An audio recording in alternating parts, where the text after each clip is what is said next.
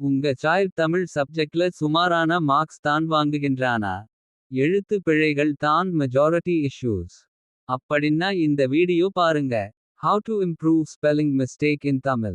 எழுத்து பிழைகளுக்கு பெரும்பாலும் similar sounding words ல, ர, ந, ர தான் காரணம். தமிழ் தேர்வுகளில் எழுத்துப் பிழைகள் முற்றிலும் தவிர்க்க. பின்வரும் எளிய மற்றும் முக்கியமான வழிமுறைகளை பின்பற்றலாம். 1. மாதிரிச் சொற்களை pattern words கொண்டு பயிற்சி செய்யுங்கள். 2. ஒலிகளின் வித்தியாசத்தை அறிந்து படித்தல். 3. சந்திப் பிழைகளை தவிர்த்தல் வல்லினம் மிகா இடங்கள். 4. தினசரி பயிற்சி முறைகள் வாய்விட்டு படித்தல். 1.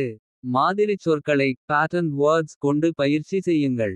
ஒரே மாதிரியாக தொடங்கும் அல்லது முடியும் சொற்களை அட்டவணை படுத்தி அதை படித்து எழுதி பார்த்து பிழைகளை சரி செய்வதன் மூலம் 60 பிழைகளை சரி செய்ய முடியும். கா வருகின்றான் தருகின்றான் கொடுக்கின்றான் பெறுகின்றான் பள்ளம் வெள்ளம். 2. ஒலிகளின் வித்தியாசத்தை அறிதல் உச்சரிப்பு பயிற்சி. ல ழ வேறுபாடு. நாவின் நுனி மேல் பற்களின் ஈற்றைத் தொடுவதால் பிறக்கும். கா மலம். நாக்கு மேல்நோக்கி வளைந்து தடவுவதால் பிறக்கும். கா பள்ளி. தமிழ் மொழிக்கே சிறப்பானது நாக்கு உள்நோக்கி வளைந்து மேல் அன்னத்தை நெருங்குவதால் பிறக்கும். கா தமிழ். ந வேறுபாடு. பெரும்பாலும் சொல்லின் முதலெழுத்தாக மட்டுமே வரும். கா நன்றி. நாக்கு உள்நோக்கி வளைந்து தொடுவதால் பிறக்கும். கா கண். நாக்கு மேல் அன்னத்தின் நடுப்பகுதியை தொடுவதால் பிறக்கும். கா அண்ணன். ர வேறுபாடு. மெல்லின நாக்கு மேல் அன்னத்தை லேசாகத் தொடுவதால் பிறக்கும். கா மரம். வல்லின நாக்கு மேல் அன்னத்தை அழுத்தமாக தேய்ப்பதால் அதிர்வோடு பிறக்கும். கா மாற்றம். 3. சந்திப் பிழைகளை தவிர்த்தல் வல்லினம் மிகா இடங்கள். ஒற்றெழுத்து இடுதல் இப் ஆகிய வல்லின எழுத்துக்கள் எங்கு மிக வேண்டும் எங்கு மிகக் கூடாது என்ற விதிகளை படியுங்கள்.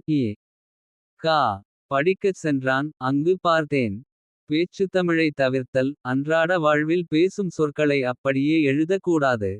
பேசும்போது வந்தியா என்று சொன்னாலும் எழுதும்போது வந்தாயா என்று தூய எழுத்து நடையிலேயே எழுத வேண்டும்.